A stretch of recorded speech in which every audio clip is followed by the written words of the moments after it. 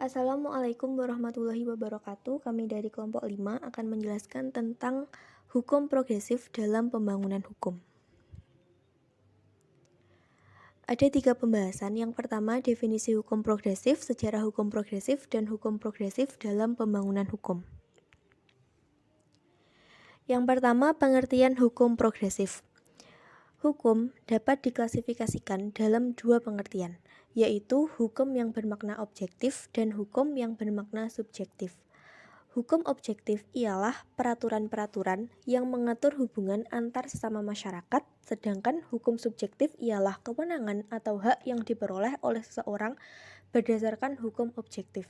Sedangkan progresif bermakna maju, berhasrat maju, dan selalu maju. Dari pengertian di atas dapat disimpulkan bahwa hukum progresif ialah peraturan-peraturan yang mengatur hubungan antar sesama masyarakat yang dibuat oleh seseorang atau kelompok yang mempunyai kewenangan membuat hukum berdasarkan landasan keinginan untuk terus maju. Sacipto Raharjo memaknai hukum progresif dengan 2 kalimat. Pertama, hukum adalah untuk manusia dan bukan sebaliknya. Hukum tidak ada untuk dirinya, melainkan untuk sesuatu yang luas. Sacipto Raharjo memaknai hukum progresif dengan 2 kalimat. Pertama, hukum adalah untuk manusia dan bukan sebaliknya. Hukum tidak ada untuk dirinya, melainkan untuk sesuatu yang luas, yaitu untuk harga diri manusia, kebahagiaan, kesejahteraan, dan kemuliaan manusia. Hukum progresif, sebagaimana diuraikan di atas, mempunyai keinginan agar kembali kepada pemikiran hukum pada falsafah dasarnya, yaitu hukum untuk manusia. Manusia menjadi penentu atau titik orientasi dari keberadaan hukum. Karena itu, hukum tidak boleh menjadi institusi yang lepas dari kepentingan pengabdian untuk mensejahterakan manusia. Para pelaku hukum dituntut untuk mengedepankan kejujuran dan ketulusan dalam penegakan hukum. Mereka harus memiliki empati dan kepedulian pada penderitaan yang dialami oleh rakyat dan bangsanya. Dalam konteks ini, hukum progresif nyata menganut ideologi hukum yang pro keadilan dan pro rakyat. Baik, di sini saya akan melanjutkan menjelaskan materi yang kedua, yaitu sejarah hukum progresif. Hukum progresif di Indonesia diprakarsai oleh Sacipto Raharjo. Gerakan hukum progresif memang lahir akibat kekecewaan kepada penegak hukum yang kerap berperspektif positif, yakni hanya terpaku pada teks dalam undang-undang tanpa mau menggali lebih dalam kejadian atau keadilan yang ada di masyarakat. Sacipto berulang kali meningkatkan bahwa filosofi hukum yang sebenarnya adalah hukum untuk manusia, bukan manusia untuk hukum. Hukum progresif sejak ilmiah pertama diseminarkan pada 8 Desember 2004 oleh Ikatan Alumni Program Dokter Ilmu Hukum Universitas Diponegoro Semarang dengan nama Mengogas Ilmu Hukum Progresif di Indonesia. Dan materi yang ketiga akan dilanjutkan oleh teman saya. Assalamualaikum warahmatullahi wabarakatuh.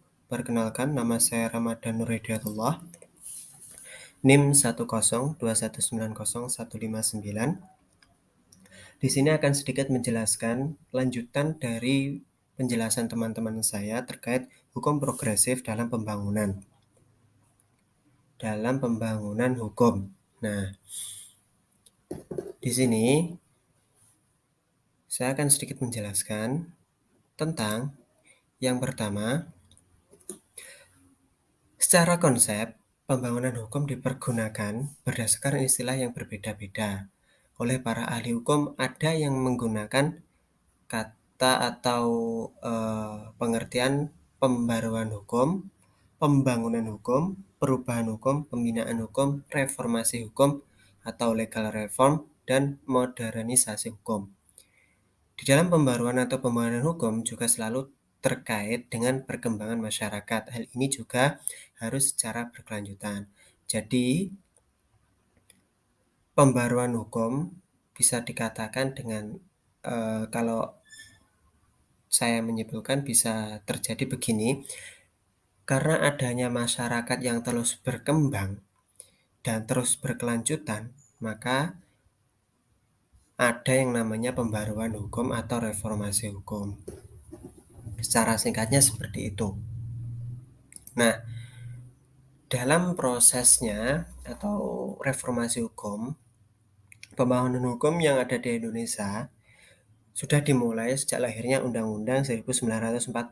Jadi sejak adanya Undang-Undang 1945, terus saja ada yang namanya reformasi hukum. Tidak dapat dilepaskan pula dari landasan sekaligus tujuan yang ingin dicapai oleh bangsa Indonesia, seperti telah dirumuskan dalam pembukaan Undang-Undang Dasar 1945, yaitu untuk melindungi segenap bangsa Indonesia dan untuk memajukan dan mewujudkan kesejahteraan umum berdasarkan Pancasila. Jadi di sini untuk mewujudkan tujuan tersebut, hukum terus mengalami reformasi untuk membimbing atau untuk menuntun terwujudnya tujuan tersebut. Nah, selanjutnya dalam hal pembangunan hukum yang harus terus dilakukan, konteks pembangunan hukum harus selalu berespondensi dengan perkembangan masyarakat, harus ada kaitannya. Atas dasar itulah pembangunan hukum juga harus berbasis pada realitas sebagai wujud pikiran progresif atau terus berkembang yang berkorespondensi dengan hukum responsif dalam rangka menyelesaikan problem kemanusiaan dalam wujud keadilan yang substantif. Di sini maksud dari keadilan substantif adalah berdasarkan hati nurani.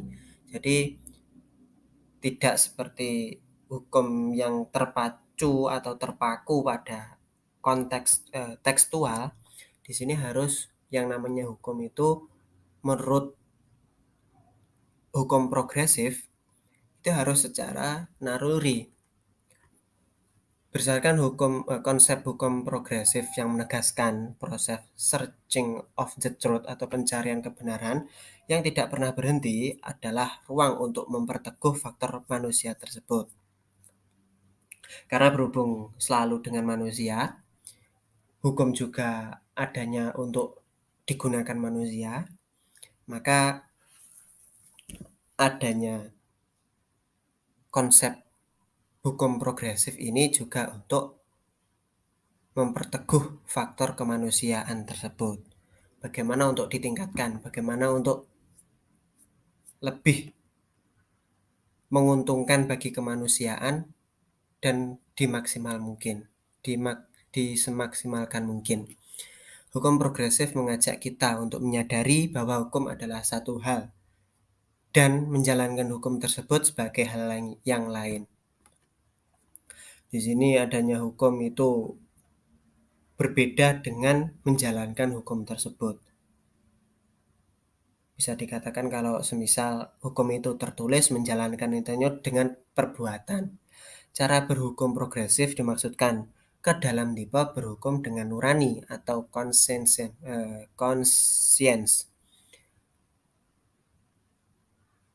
Jadi apabila dihadapkan dengan permasalahan yang walaupun ada dalam peraturan, kita tidak semena-mena untuk menjustis itu yang kesalahannya sesuai dengan peraturan tersebut. Kita harus bisa menimbang, oh ini bagaimana baiknya, bagaimana kondisi pelakunya, bagaimana langkah untuk menuju yang terbaiknya, seperti itu.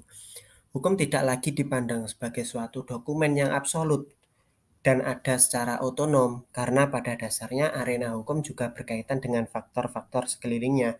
Mungkin dari adatnya bagaimana, mungkin dari pribadinya bagaimana, seperti itu. Jadi nggak semena-mena yang tertulis harus dijalankan seperti yang tertulis, tapi kita harus mereformasi atau membangun hukum tersebut supaya sesuai dengan hati nurani kita. Mungkin cukup sekian penjelasan dari saya. Apabila ada kurang lebihnya mohon maaf. Selebihnya telah dijelaskan oleh teman-teman saya. Wabillahi taufiq wal hidayah. Wassalamualaikum warahmatullahi wabarakatuh.